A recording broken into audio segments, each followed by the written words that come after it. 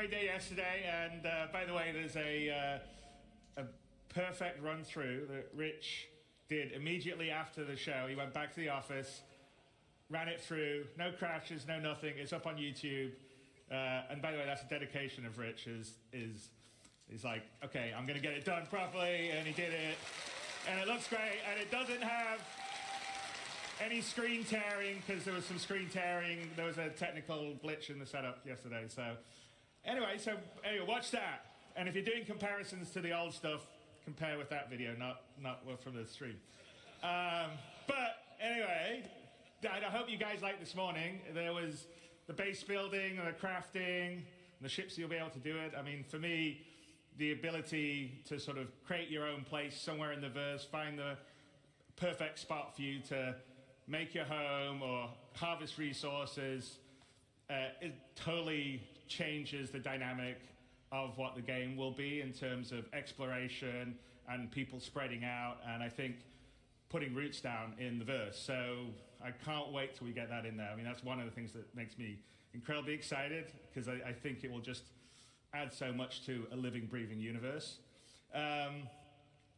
But that is a perfect example of Star Citizen, how it's grown over the last 12 years, because we definitely did not have that on the initial Kickstarter or the pitches that we were doing. And, you know, Star Citizen is a living game. I mean, we're constantly always adding content and features and tech. As you can see, we're constantly upgrading, you know, what we're doing on the graphics side, making it better and always improving it. And even after we would consider it a released or a shipped game, not an alpha game, we will still be doing that. So it's just, it will be a living game. We'll never do Star Citizen 2.0. It will always be sort of Star Citizen that will continue to grow. It won't be like, oh, we're going to do Destiny 2 after Destiny 1. It will just be a living, growing product. So for, right? I don't mean that as a knock at them. I just mean that in today's world, you constantly upgrade and improve things. But the big question really is, at what point would we at CIG, what point would the rest of the team consider Star Citizen ready for everybody? Not just you guys out here who are beautiful, wonderful, early adopters, willing to put up with bugs, jankiness, you know, not a great new player experience. We know all those things are things that we want to fix and improve. And we want a game that everyone can just get into at the beginning, understand it, have fun, you know, pulls you into it, and then has a huge amount of depth. So the question is, what is that? And that is what we call Star Citizen 1.0. It's something that we've been talking and looking and designing and thinking a lot about over the past X number of years. And now we thought, you know what we should do, because I think half our sort of initial stuff is from a long time ago that you've seen, and then occasionally we'll talk about things we're doing in, you know, inside Star Citizens or SE Lives. But we're like, okay, let's tell everyone the marker. This is what it is, Star Citizen 1.0. When we hit this, this is what we consider we're ready to go wide. You know, everybody in the world can get in, play it, whether you're hardcore or casual, have fun, play in the verse, interact, have a great time. And so that is what we're going to tell you today, is what we consider Star Citizen 1.0. That doesn't mean, as I said, that we'll stop at that point. We'll continue to grow and build and add things. So fishing is not on Star Citizen 1.0's list, but I'm pretty sure, I know, but I'm pretty sure it will be not that long after 1.0. But that is the example. We're going to tell you what the marker is. And, you know, to do that, Rich Tyra, who's our senior game director, is going to come out with a few of our other directors, and we'll lead you through what 1.0 will be. So without further ado, Rich Tyra. All right, Rich. Don't crash. Yeah. Hello, CitizenCon. So, my name is Rich Tyra, and I'm the Senior Game Director for Star Citizen and Squadron 42. Now, I've been at Cloud Imperium for many years, and I've read many, many Spectrum and Reddit posts. And one consistent question I always see is, what type of game is Star Citizen? And I've read many, many answers. It's a PvE game. It's a PvP game. What about non-combat? Ultimately, it's all three. 3 types of players, 1 universe. So how do we connect those players to create a cohesive game and not just a set of features bolted together? And it comes back to that elegant, simple question. What type of game is Star Citizen? Well, today, we're going to find out. Okay, so before we get stuck into Star Citizen 1.0, I think I need to clarify a few things. Firstly, what about 4.0? Where does that fit in? Well, 4.0 is the patch that contains server meshing and pyro.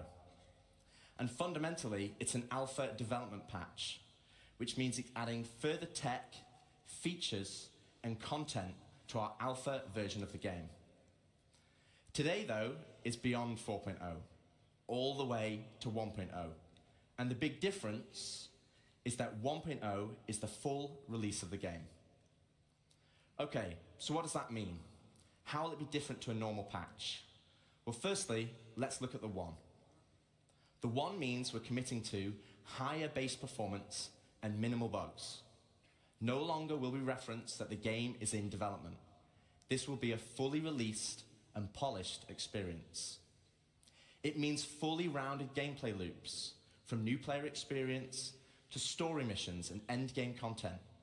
And crucially, it means no more resets between patches. It's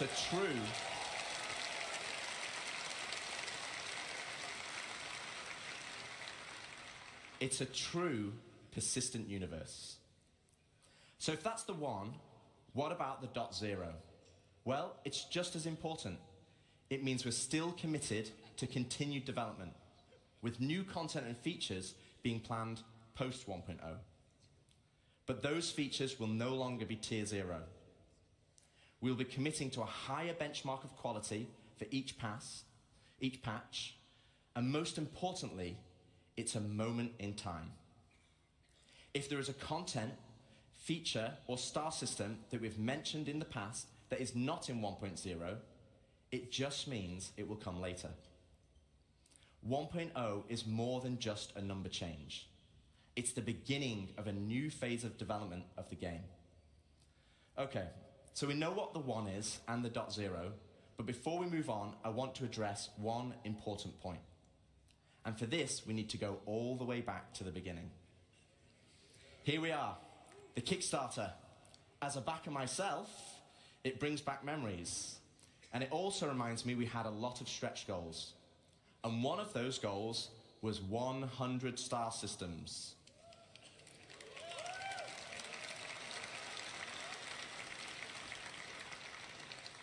But, and there is a but, the star systems of old are not the star systems of today. They were based on the privateer and freelancer model. They were unexplorable planets with an isolated and small landing zone and had automated landings. And we all know how that went. To give you an idea, Stanton had 4 points of interest, and the entire 100 systems only had 90 POIs. Compare that to Stanton today, and we have 1,626 points of interest, and that is going to be dwarfed once we start using the Starchitect tool you saw yesterday.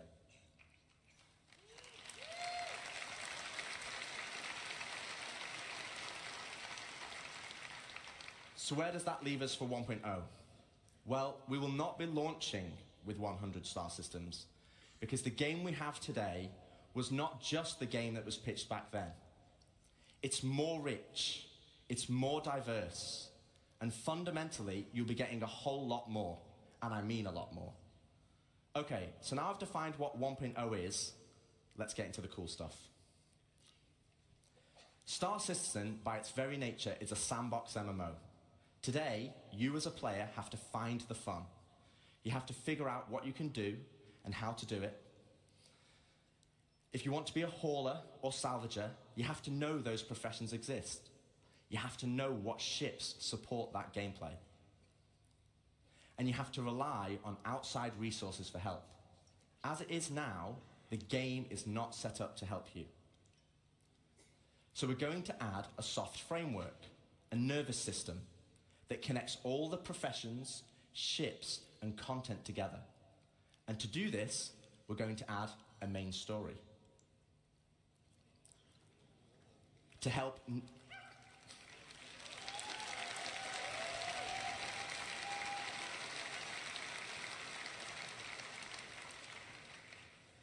new and existing players, to help discover all the exciting features and content we have, to take them on a journey of discovery of what the game has to offer.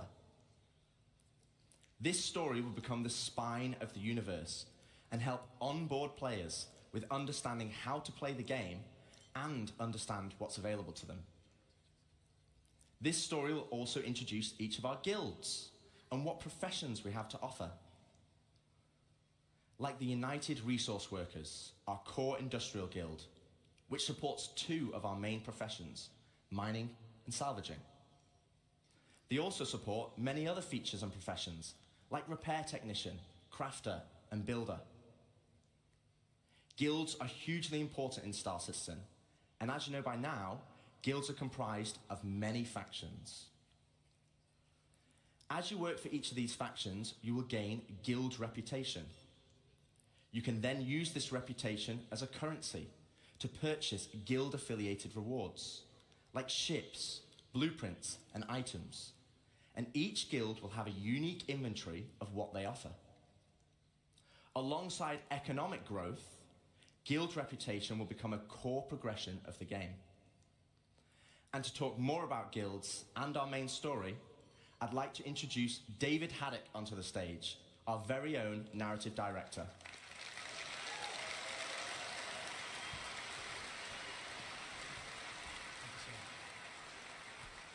Thank you, Rich. Hello, CitizenCon. How's it going? Awesome. So yes, 1.0 is very exciting, and it's going to provide us probably our first real opportunity to finally inject a massive amount of narrative into the game. But we're looking to do that in several of ways.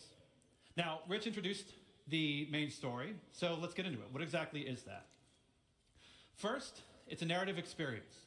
This will be a crafted story through the star systems and professions of the Star Citizen universe, taking players on an exciting adventure that will finally kick off the growing tension between Earth and Terra.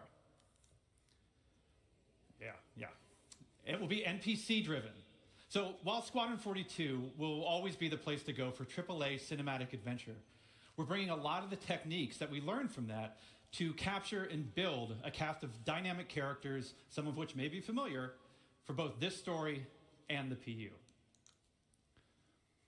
And the main story is also designed to be sort of like a tour bus structure where you can hop on and hop off at any time you want to. So we're not also requiring you to do it. So if you want to log in day 1 and just go off and do your thing, you can do that. Or maybe you want to put the story on hold so you can go explore a new facet of gameplay that you just discovered. Go for it. The point is that you can complete it at your own pace. So that's the what. So why do you want to do this? What's the motivation to want to go on this ride? Like Rich said, for new players, it's a great way to ease into sort of the vast lore that we've been developing over 12 years. The gameplay, the locations that the game has to offer, and also give you a sense of upcoming stories that are about to come. But you've been playing Star Citizen for years. You probably know the lore better than me. So what's in it for you? Now, of course, we'll have rewards along the way as you complete missions and whatnot, but we're finally going to offer a big prize for completing the story. Citizenship.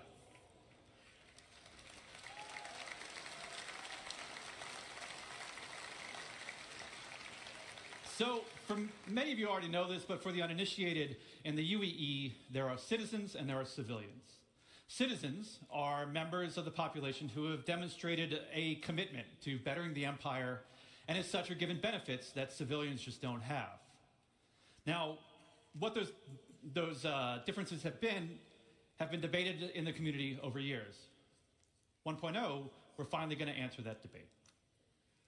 I won't get into the full list of benefits that we're going to offer, but can reveal that one of them will be around land ownership. Citizens will be able to purchase land anywhere in the UEE and enjoy the security that comes with it. But civilians will have a couple of restrictions as to which systems and which planets they can buy on. So that's the why. So where is this adventure going to take you? Well, 1.0 is going to include 5 star systems.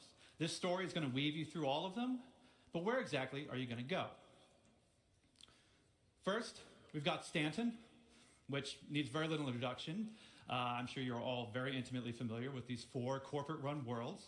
But since I do lore, I figure I could take the next hour and just walk through each one of these. But I'm kidding. We've also got Pyro, Land of the Lawless.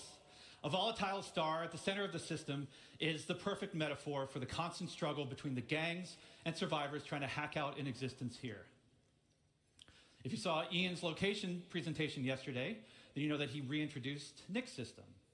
There's another unclaimed system that's currently home to the People's Alliance, a wannabe independent government formed during the Messer era, but now struggling with the burdens of governance, a growing outlaw presence, and a new threat on their doorstep from Vandal raids. Ian also made another big announcement of our 4th system, Castra. Situated along the former Perry line, this was a key strategic system to launch an attack if the Cold War between the humans and the Xi'an ever escalated. So that's 4. Do you guys want to know 5?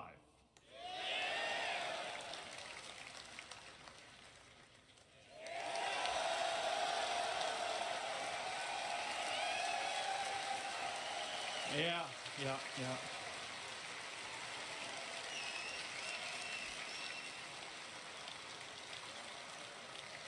We're finally doing it. Considered by many to be the new jewel of the Empire, Terra has been a shining star against the more imperialistic tendencies of Earth, even in the darkest days of the Messer regime. Now, many believe that Terra should be the new center of the UEE. I don't know how you all feel about that. Yeah, a lot of division. But that's our starting 5.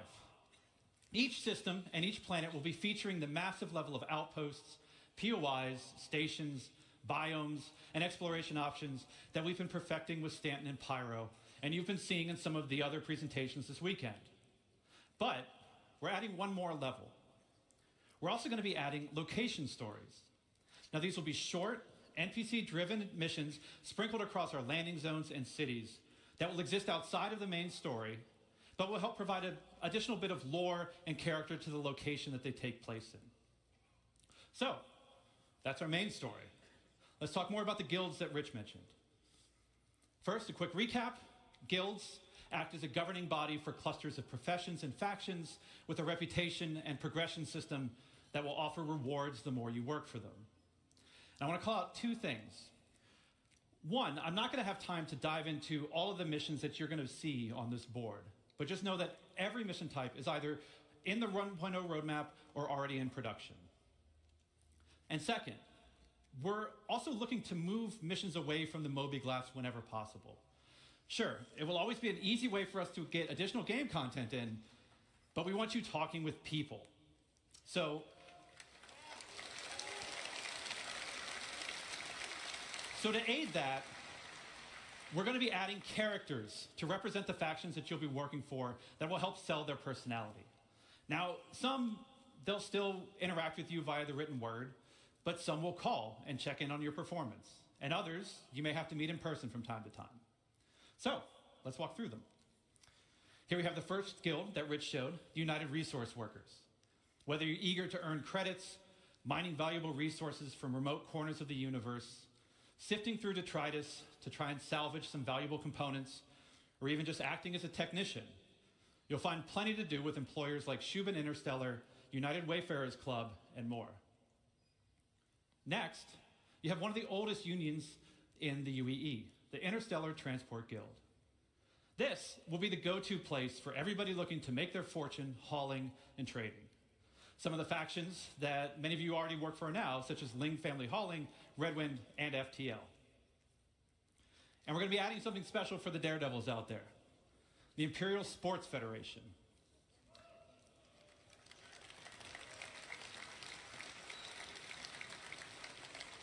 So aside from the usual racetracks that are both legitimate and illegitimate, we're actually going to be leveraging some of our existing mechanics to build new sports and provide an outlet for all you Murray Cup enthusiasts, cargo Olympians, and competitors to see just who's the best out there. For those who dream of exploring, I'm sure we have a couple here.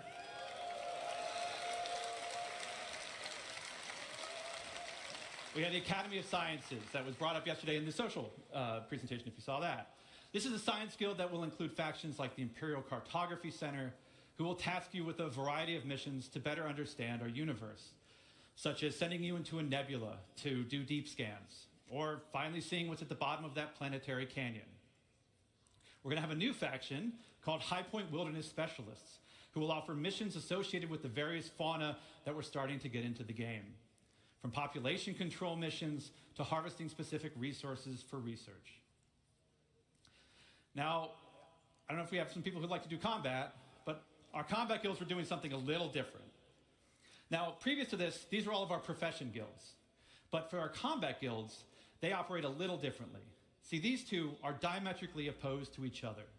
So once you pledge allegiance to one, the other marks you as an enemy. On the lawful side, we have the Mercenary Guild. They represent factions like Eckhart Security, the Bounty Hunters Guild, and even some military contractors. So whether you're pulling together a team of specialists to go assault a ground base, hunting down an elusive criminal, or putting together a recon run to drum up some intel, Mercenary Guild's got you covered. On the flip side, we have the Council. Now, this is a shadowy group comprised of representatives from various gangs, syndicates, and outlaws who mandate criminal activity throughout the verse. You'll be able to throw in with rough and tumble gangs like the Headhunters and the Dead Saints, or work your way up to join highline criminal syndicates like the Atonis or the Drop Kings. But remember, the underworld is a dangerous place run by greed and power. So Mercenary Guild reps might not be the only people you have to worry about, as the syndicates are always looking for loyal soldiers who will hurt their competition and tip the scales of power in their favor. So as you can see, there's going to be a universe of exciting storytelling opportunities for you to undertake in 1.0. But one more thing, we're also going to revitalize our social behaviors to make the populations not only feel more alive and reactive and off chairs, but better reflect the tone and flavor of the areas that they're inhabiting.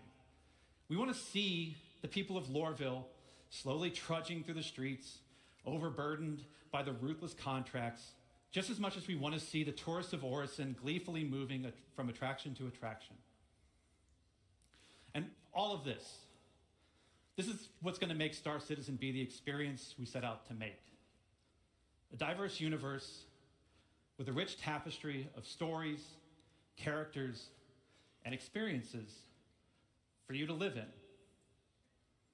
To talk more about how all this feeds back into player progression, I'm going to turn it back over to Rich Tyler.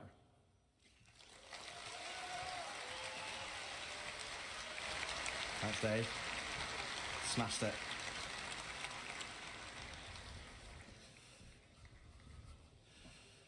Thanks, Dave. Okay, so we have a main story to connect the universe. We have all the guilds and their associated professions, and we have location stories to give the world depth and life.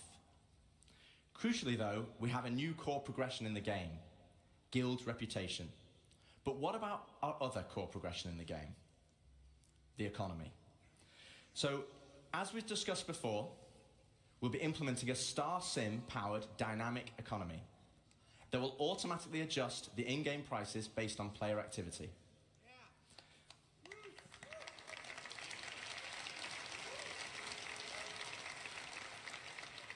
But for credits to actually matter, though, we need to have an economy where credits flow out as well as in. This means transactions such as repairing, refueling, and restocking need to have value. If everything is too cheap and the money coming into the economy is too great, we'll have massive inflation. And this is where taxes and insurance come in. Boo!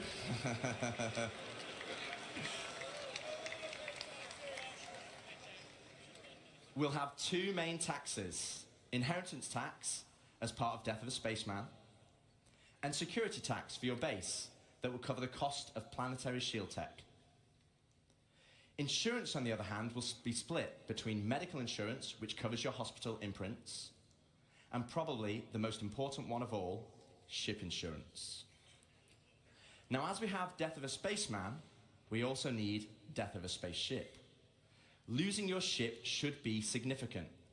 Right now, for example, over 90% of all claims in the verse are for ships that have not been destroyed.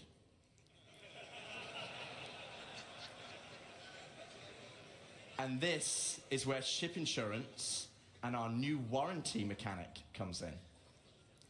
First up, we'll have 3 tiers of insurance, with level 1 being chassis insurance, level 2, chassis and component insurance, and level 3, chassis, component, and decorations insurance.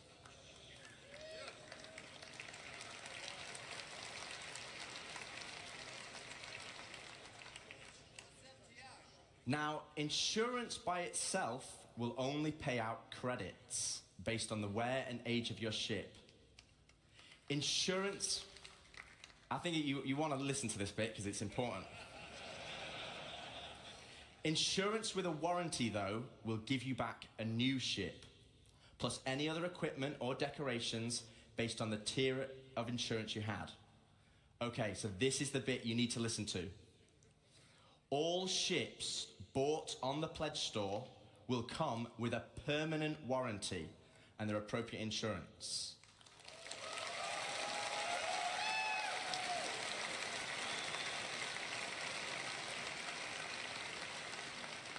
This means you will always get your ships back if they're attributed to your account. Other ships, on the other hand, will require a transferable warranty, and these are rare. You'll be able to earn transferable warranties in-game, such as by completing the main story, as an example, and apply them to any of the ships you own. But there will be a cooldown for transferring it between ships, so choose wisely. Now, what about claim timers? It's another fun topic. And getting your ship back without a claim. Well, we want claim timers to be proportional to the crafting timers. This means it's more beneficial for you to go back and get your original ship. For this, we're going to be introducing a shuttle ship, just like a courtesy car.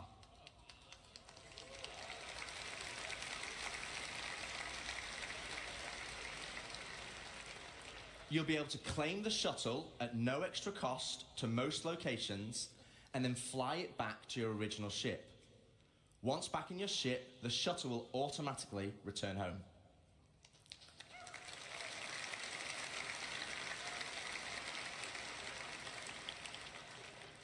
If your ship has been legitimately lost, though, then you'll need to claim it back. And as we'll be increasing claim timers, this will mean some ships will take longer than others, with starter or small ships always being readily available, and larger capital-sized ships taking a long time. So it's always better to try and get your ship back if possible. Okay, so we've talked about our 2 core progressions, but what does that mean to you as a player? Well, firstly, it means we have a framework where we can start creating cyclical gameplay loops. But what are they? Let me show you. Okay, so right now in live, if you have a prospector, you probably enjoy mining. And the reward for mining is credits and the enjoyment of the activity. But in 1.0, you might be mining for a whole different reason. And this is where cyclical gameplay loops come in. Firstly, let's add all the manufacturers and ships in. I'll just give you a moment to take that in, because there's a lot. I actually had to ask them to take the variants out because it didn't fit on this slide. And let's zoom all the way into the prospector, a stalwart of the mining community. But let's say I really fancy acquiring a military Mark II Hornet. Let's go on a simplified journey of how I could get one. Firstly, I know I won't be able to buy it, as it's a military ship, so I'm going to need to craft it. That means I will need the fabrication hangar blueprint. Luckily, I can earn it by doing mining missions to gain rep, with the United Resource Workers, and I already have the perfect ship, my trusty prospector. With Blueprint in hand and some excess credits, I can now purchase a small plot of land on Stanton and build my fabrication hangar. Step 1, complete. Now I need to grab the Mark II Hornet blueprint. For this, I need mercenary rep, and more importantly, a combat ship. With that in mind, I will do a few more mining contracts to earn enough credits to purchase a Mustang from the dealership. Now I can start doing combat pilot missions for the Mercenary Guild, so I can unlock the Mark II Hornet blueprint. Okay, step 2 of our simplified loop is complete. I have the Mark II blueprint, but I need the resources to craft it. So I come full circle back to my prospector, but this time I'm mining for resources instead. As you can see, this closes the loop. No longer am I mining just because I like it, and there's nothing wrong with that. But now I am mining for a purpose and for multiple reasons. For credits, for reputation, for resources, for blueprints, and ultimately as a stepping stone to crafting my own ships to enjoy other professions. And this is just one of many loops. This is the core of Star Citizen 1.0.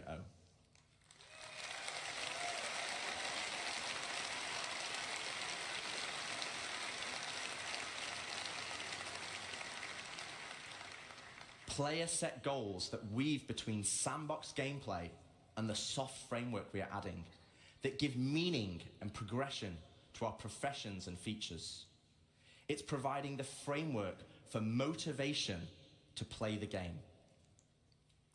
That's the journey though. What about the destination?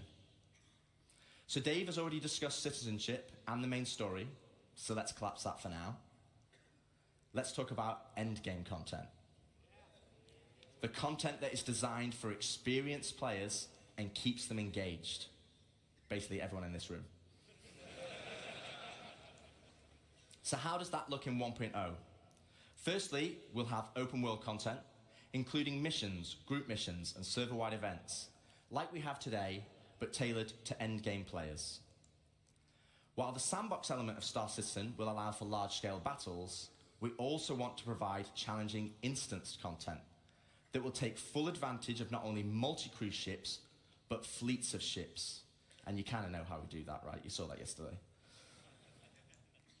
And as you progress through the guilds, you'll be able to accept high-level contracts from government agencies who will offer prototype and military blueprints as rewards. These missions will require the full coordination of multiple players and an assorted fleet of capital, support, and fighter ships. You will finally be able to become the admiral of the fleet, directing your armada from your hologlobe, which, yes, is a feature included in 1.0.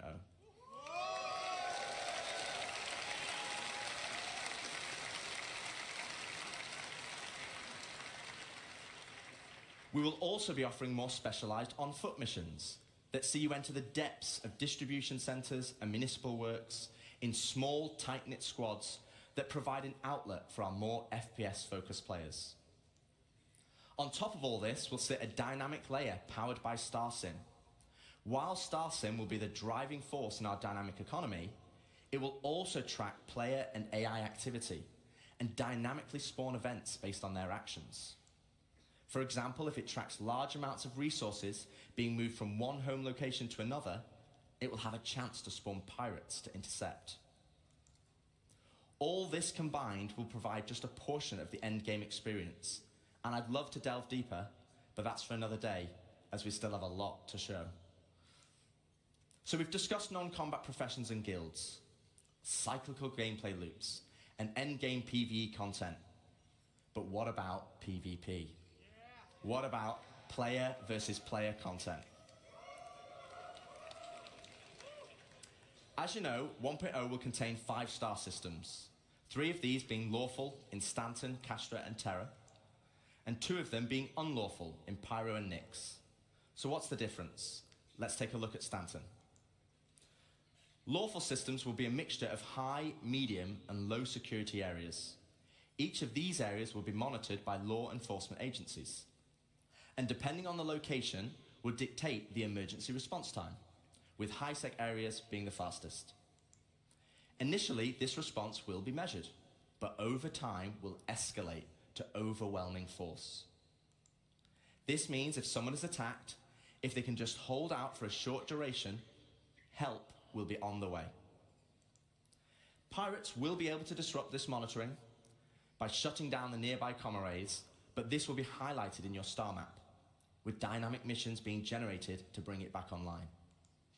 But this is the PvP you already know and experience right now, just without security forces. But before we jump into an unlawful system, let's explore what options you have if you pirate a ship. Okay, so first up, let's discuss ownership. All ships and high-value items that you own will automatically be assigned to you. This means if someone steals your ship, you can mark it as stolen, either via an insurance claim or in your Mobi. This will then trigger a dead man switch on the stolen ship, meaning it will cease to function after a period of time. But what options does this leave as a pirate? Well, you can still salvage it. You can tow it back to your fabrication hangar to dismantle it for resources. Or, if you have a high enough rep with the council, our criminal guild, you can get the dead man switch disabled and pay for a new title deed to become its new owner.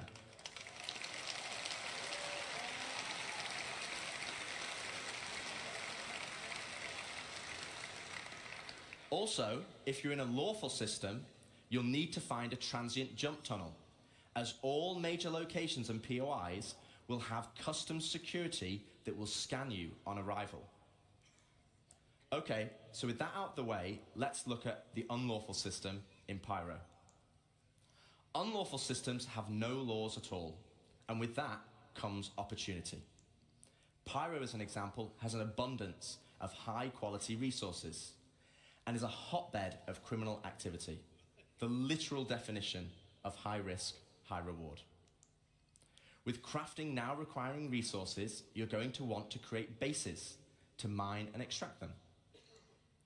This is where base raiding will become a new form of PvP, and it's founded on a combined arms ethos.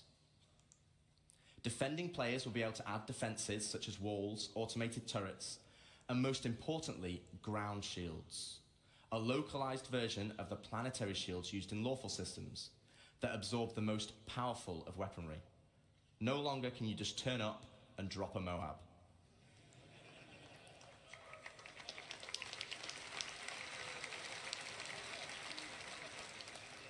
One huge difference, though, compared to planetary shields, is that these shields can be disabled. You will have to strategically assess each base and punch your way through its defenses on foot to eventually bring down the shield generator. Once the shield is down, then you have options. You want to raise it to the ground, you can bomb it from the air. If you want to extract all the resources, though, you'll need to infiltrate the base using explosive charges and hacking while fighting off the defenders. Now, both piracy and base raiding is founded on sandbox gameplay. And again, that's the essence of Star Citizen. But we want to add more. Something where you can log on and immediately find the action and fight for a purpose. So first up, let's go on a history lesson. In the early 2600s, there was a fledgling corporation called SEAL that had developed a new system-wide planetary shield technology, the same technology that will provide protection for your bases today. To prove this tech, they wanted to use Nyx and Pyro systems as a testbed. With the promise of high-quality resources, SEAL lured independent miners to man the shield network in exchange for shield protection for their settlements. As a prototype, SEAL couldn't provide total coverage over all the mining settlements, and so they created the SEAL Tokens program, allowing the most industrious factions to purchase shield coverage for their work. The network consisted of multiple linked bases on the ground that then linked to several stations in orbit around each planet that then connected to the nearest relay in the shield network. which eventually linked back to the SHIELD core, which oversaw system-wide distribution of the SHIELD technology. Factions could then earn SEAL tokens for working on any part of the network. They could then use these tokens to buy SHIELD coverage, but with the competition amongst factions being so intense, SEAL was only able to offer shielding to the hardest workers. Unfortunately, due to outlaw interference, SEAL eventually pulled out of Pyro and Nyx and pushed for a more automated solution in more civilized systems. So fast forward to present day, without SEAL's backing, they had to pull out and leave it as it is. And welcome to Station Warfare.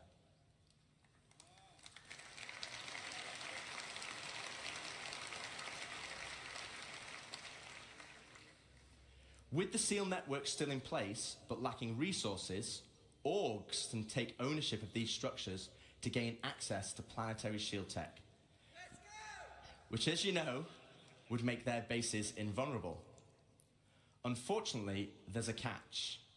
There isn't enough to go around. And as in the good old SEAL days, the system still works via the SEAL token program. To earn tokens, you'll have to assault a location and then deposit resources to power the network. This begins with ground bases and ends at the SHIELD core. Each structure occupied will then accrue SEAL tokens over time, with larger structures earning more, and at the end of each week, you must then use these tokens to purchase SHIELD protection. With SHIELD coverage being limited though, the system automatically selects the orgs with the highest bid from across all shards. Meaning for that week only, a certain number of orgs will gain access to SHIELD protection.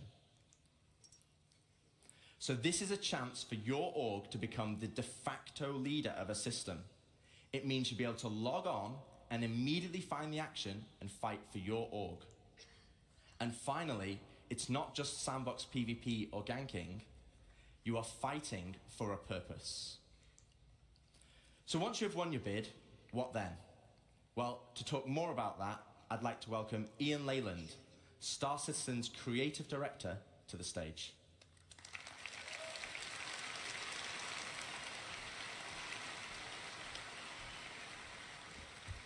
Good luck. Thank you. All right, hello CitizenCon. Thank you, Rich. Thank you, Dave. So, to continue the conversation of large-scale endgame org activities, let's go back to Pyro 3, where the ground bases were being built earlier today. This morning we saw the small habitat being built by Luke, and then we saw Deck start to expand the base into a commercial enterprise. But eventually we saw a massive example of an org base. But with everything Rich was talking about, with org system-wide activities, we want to give you guys the ultimate end goal. But also the thing we need to protect. And to do that, let's look up into the sky and see what it is.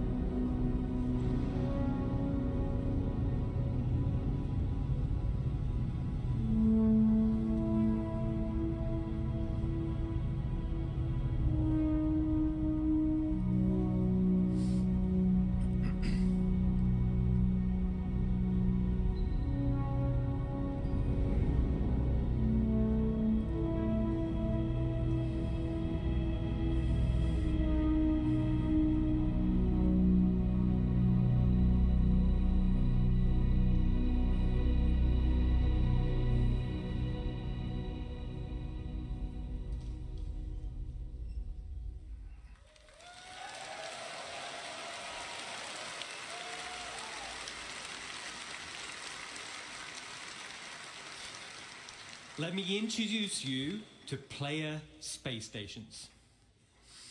Finally, you can build your home amongst the stars. This will be the starting point for your base of operations for system-wide org activities. But why is this an end goal? Well, first of all, to construct your own space station, it's going to require vast quantities of resources and materials. And also will be a large time investment. But how do we start?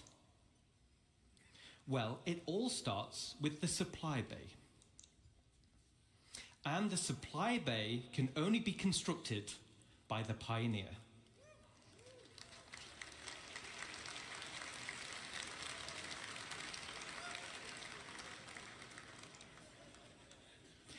Once it's created, the supply bay then handles the creation of the station itself. Now, we're in grey box development phase, so the artwork's not final, but let's go on a journey and start building our space base.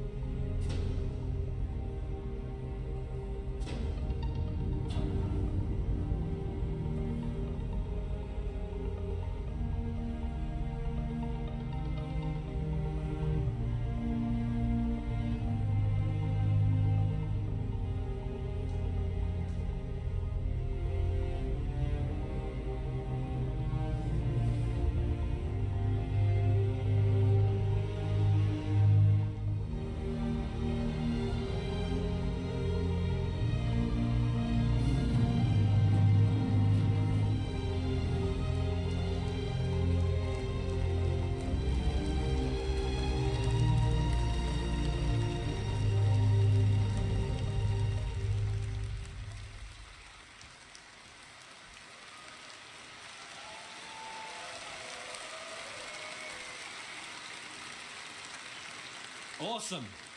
Awesome. So as you saw, the cargo grid of the supply bay consumes resources, and the required resources will be substantial and will need to be topped up over time. So this means orgs will be encouraged to have efficient logistic networks to feed the supply bay. And as Rich outlined with professions, it's ideal if your org is well-rounded in terms of roles. Even the starter player can contribute. The supply bay has automated construction drones, which are used to create the station. And unlike ground bases, many drones are used at once to create the base. Once the station is built, the supply bay then integrates into the station itself. So here we are. We've built our core station module, and it's big. And out of the box, the station comes readily built with some core functionality. Let me talk you through it. Right on the top is the bridge, which is the command deck. This is where all further construction is going to be managed. From here, we can then monitor the status of the entire station. We have access to power and water management. Power and cooling is something you'll need to consider carefully. It also is an area to set permissions for for who can enter particular areas, either divided by the ranks of the org itself or open to the public. And there'll be a radar station to track the activity outside the base. And the terminals to access logs of who has visited the station and see what they did. So let's jump back in game and take a stroll through our bridge.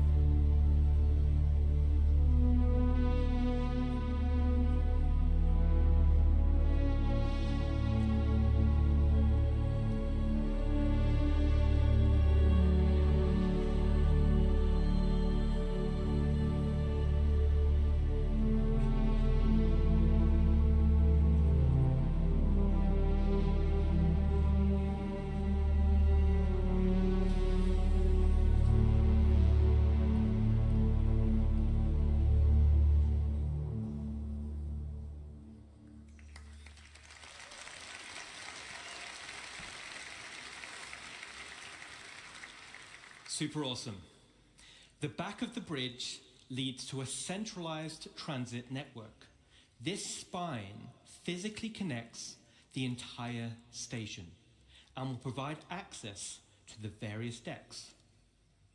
Each level in the station will have a centralized lobby area, and this is your station. You'll be able to use the decorator mode, so you'll have plenty of space to theme it however you want. And speaking of having plenty of space, this space station will have a one-to-one interior layout matching the exterior. No magic elevators.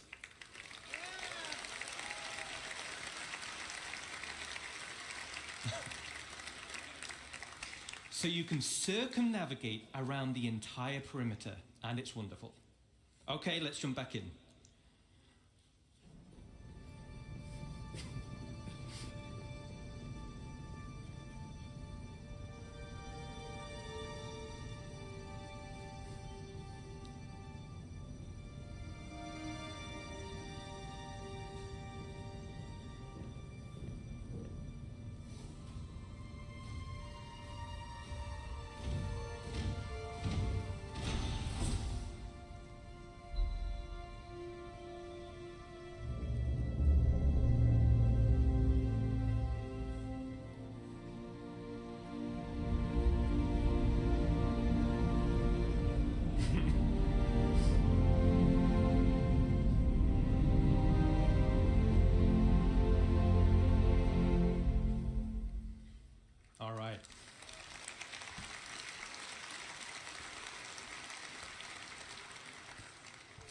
As you can see, right at the bottom of the central transit system leads to the lower areas.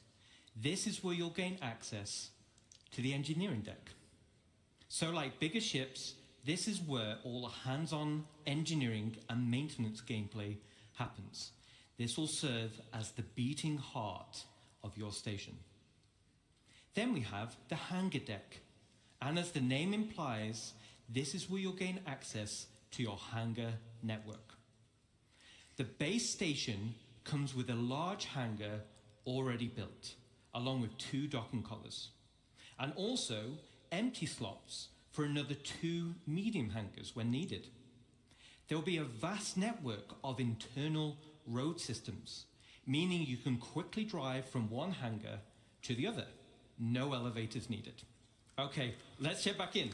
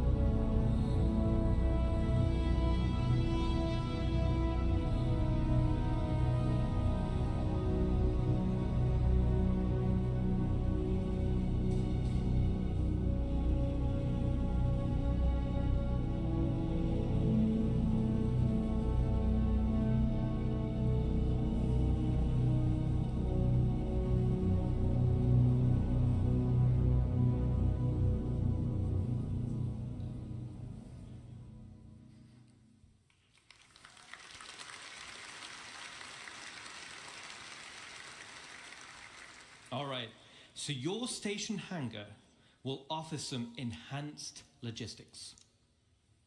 For example, there'll be spaces for several freight elevators.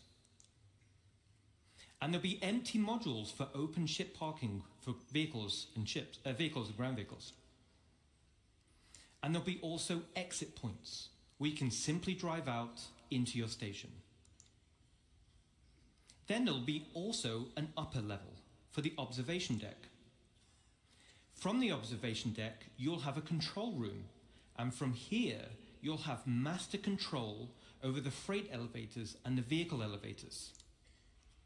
This means that even before someone has landed, their new cargo can be up into the hangar and ready to be loaded up.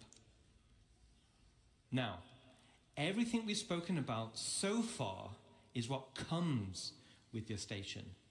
Let's talk about what you can do to expand it.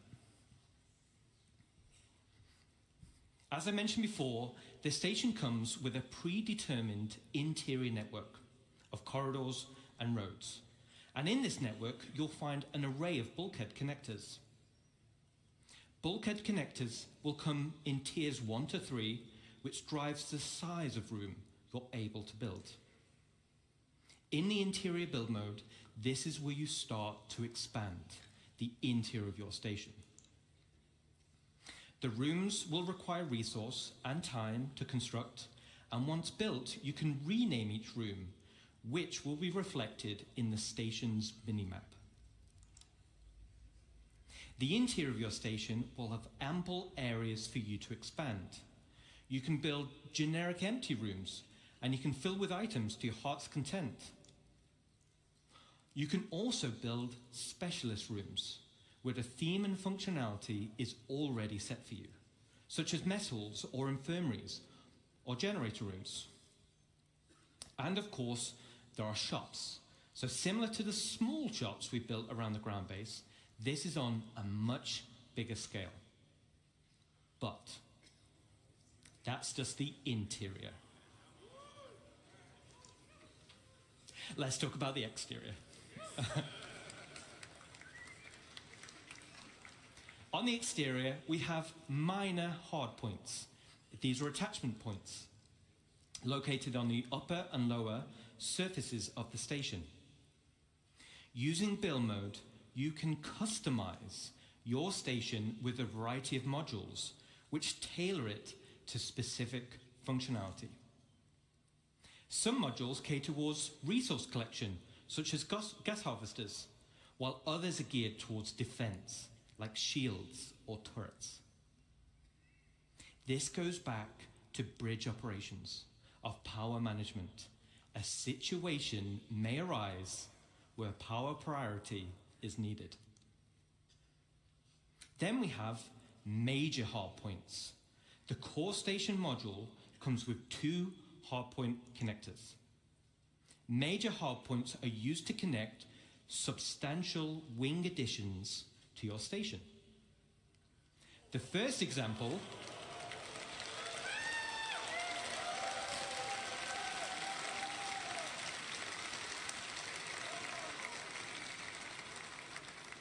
Awesome, thank you. Awesome. The first example is the cargo wing.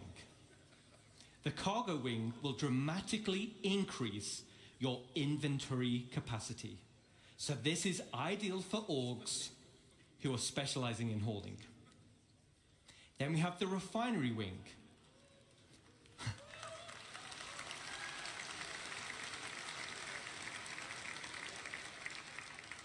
So you'll be able to refine resources on a vast scale. As it's in space, it's much more convenient than traveling to a ground base. Now, a player could buy resources from your cargo wing and then refine it directly in the refinery wing. And finally, we have the hangar wing. So, all right.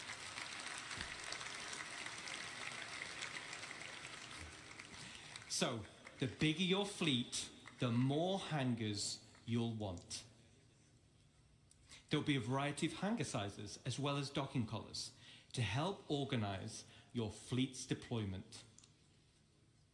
All major hardpoint wings are connected via struts.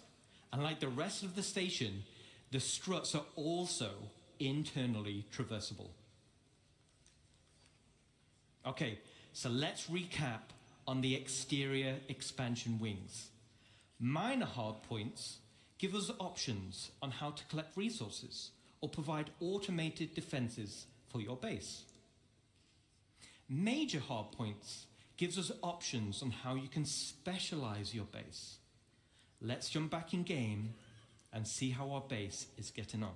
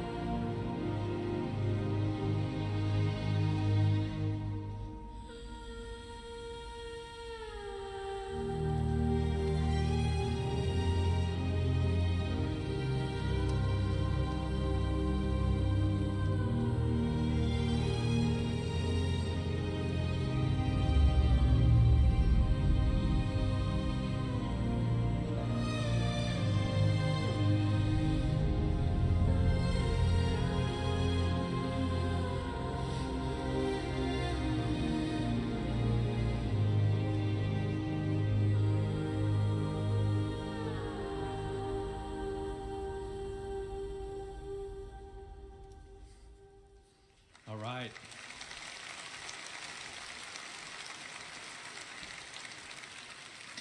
Yes, Pedro has been working with us on this as well, so thank you. Looking cool. Customization is just as important as expansion. Similar to ground bases, you'll be able to earn tints for your station, and you'll be able to apply decals for your org logos.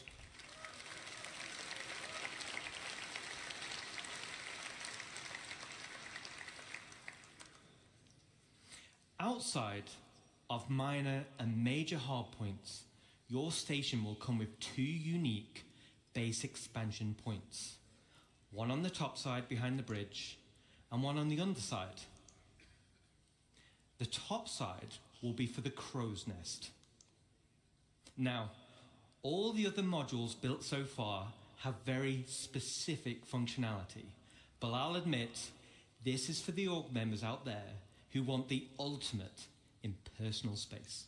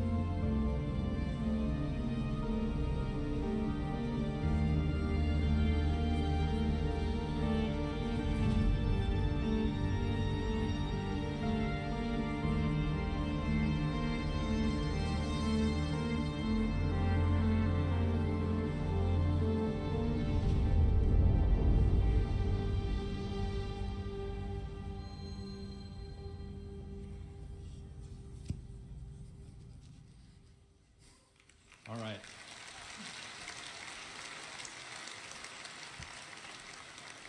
So I'm going to be flying around the verse, and I want personal invitations to see what you've done in those rooms, okay? Super cool. I can't wait to see what you do with it. Now let's talk about the underside. This is going to be for the flight deck. which also comes with an additional 3 major hardpoints. The flight deck is perfect for your rapid reaction forces. It's ideal for fighters, but big enough to fit most ships. It's the perfect home for your station's defensive air wing. And just like the hangars, there'll be an observation deck which can override freight elevators, making rearming quicker and easier during operations. So an org with a tight flight deck crew can be substantially more efficient than others. Now, this one's my favorite. Let's take a look.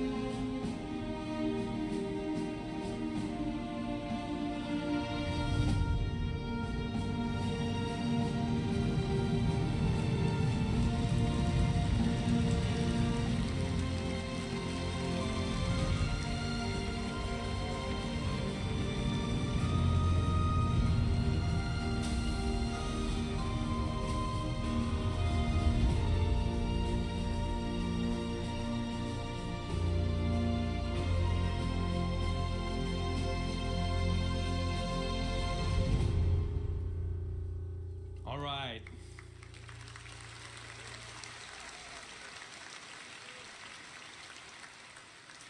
There's a few little Easter eggs in that video. But why do you need a flight deck for your rapid defenses force? Well, if you've built your super awesome station in a super lawless system, now you're the potential targets for others. Everyone will have their eyes on your resources and wonder what gear you've got in your inventories. And let's say we didn't win the station warfare bit that Rich mentioned. Let's take a look at the inevitable.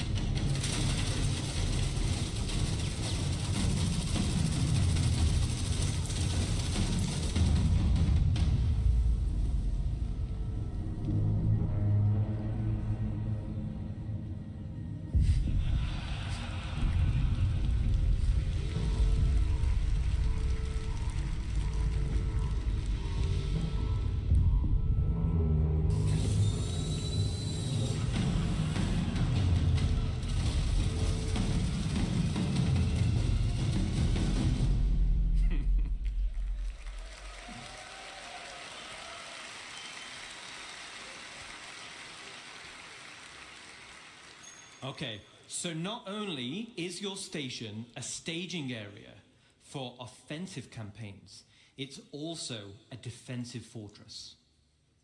The exterior of the station itself can take quite a beating. It's going to be very hard to damage. So the goal of attackers instead will be to punch a hole through the defenses and get inside. The optimal way to do this will be to infiltrate through the flight deck or EVA hatches and work your way up. Once inside, yes, once inside and you've cleared out a hangar, you may also want to consider airlifting in a tank or two to clear some corridors. Raiders will have to hack freight elevators or bulkheads in order to gain access. And of course, bring enough ships with them to start hauling out the loot. Gaining control of the bridge will allow access to storage, which would otherwise be unhackable. So, as a defender, there are a variety of automated defenses you're able to install internally within the station, such as blast doors, which seal shut, systems to be breached, and a range of turrets like anti-vehicle or anti-personnel. These will all help slow down the attack and give time for your reinforcements to show up. So let's do a final recap. This is one of the end game goals for dedicated orgs, and will be your base of operations for system-wide activities. The station can be customized both in the interior and the exterior, meaning you can tailor it to your own requirements. And it's your very own home amongst the stars. But wait. But wait. There's one more unique module we can build, and that is the dry dock.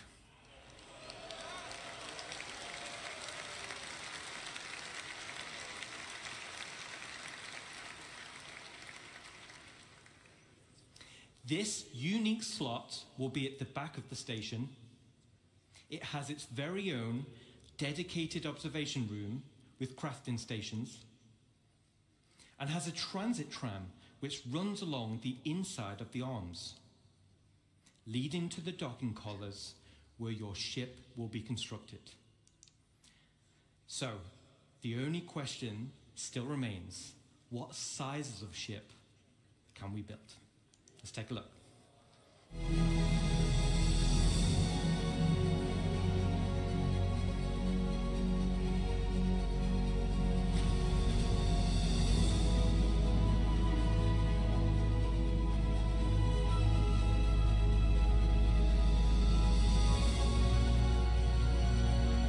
No, I'll just watch the end of the show.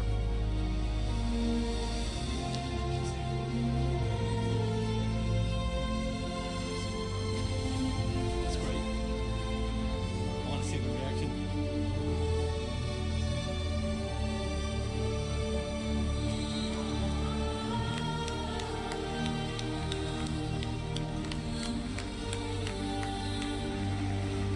Yes.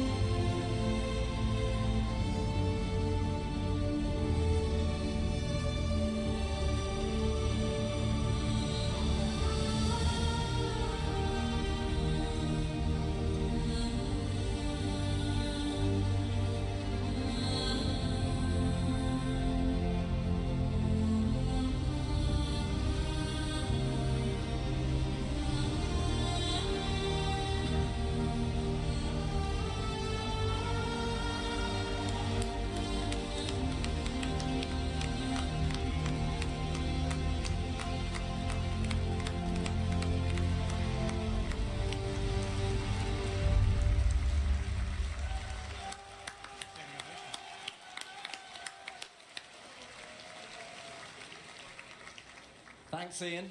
So, now we're talking. Multiple stations linking and dry docks to craft your very own capital ships. The ultimate end goal for any org. Okay, So let's take a step back.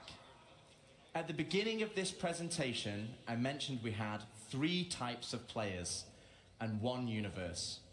And hopefully you can see we have purposeful gameplay catering to each type of player. But that wasn't the only goal. It was to build a game that connected all 3 together cohesively. And this is where you come in.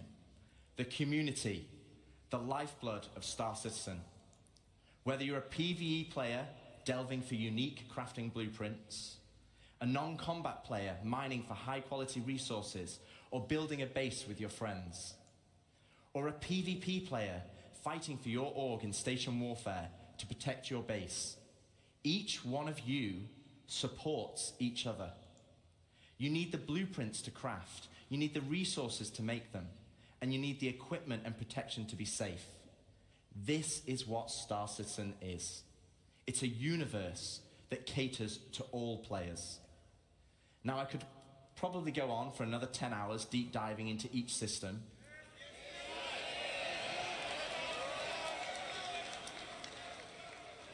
But I do Jared out of a job, and he needs future ISCs and SC Lives and CitizenCons. Today was to reaffirm what type of game we are making. And I hope you continue to come with us on this journey as we march towards Star Citizen 1.0. Thank you, CitizenCon, and can we welcome Chris Roberts? No? No? 1 second. Jared? Okay. So Chris is not ready yet. So we're gonna ad-lib a bit. I'm here. Oh, well, LTI is warranty and insurance. That's what you're gonna get. I have it on my thing on. Yeah. Welcome, Chris Roberts. Yeah, ahead of schedule. Yeah. I was going 1:30. No. Oh, you don't need this, right? Well, then they're going to scroll it. Thanks, Rich. Rich, Dave, and Ian. I hope you guys and girls loved what you saw there. It's having a definitive line in the sand is incredibly empowering for the whole team, and I think for all of you guys in the community. As I said, in introducing the presentation, we will never stop growing Star Citizen, even past 1.0. And part of what makes Star Citizen so special is the symbiotic relationship between you guys, the community, and us, the developers. And I know I can be accused of feature creep, but you only need to look at Spectrum, Reddit, and Discord to see countless great ideas and suggestions that come from people playing a live alpha and seeing areas that the game can grow and improve. And often we take these on board because it will make the game better. And in some ways, while you could say Star Citizen is a Chris Roberts game, I would say it's all our game. The developers, the community, building the game, we're all building this dream game together. And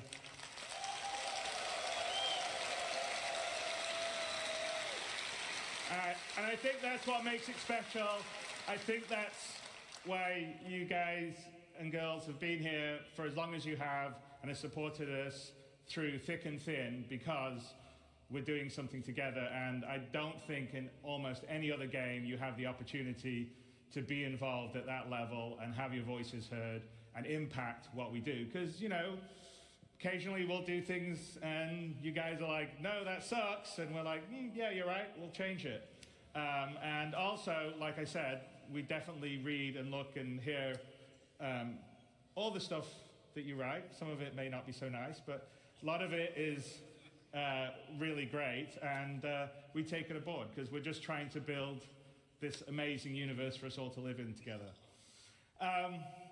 So, what defining 1.0 does, though, for us is give us a finish line in terms of feature and content we are committed to delivering for when your life in the verse becomes truly persistent, your gameplay to progress your reputation, the money you earn, the material possessions you collect and earn will persist even as we deliver more content and features. And I think that's incredibly important for really finally being able to fully commit and not just go, okay, well, I'll play for a while until the next patch comes out.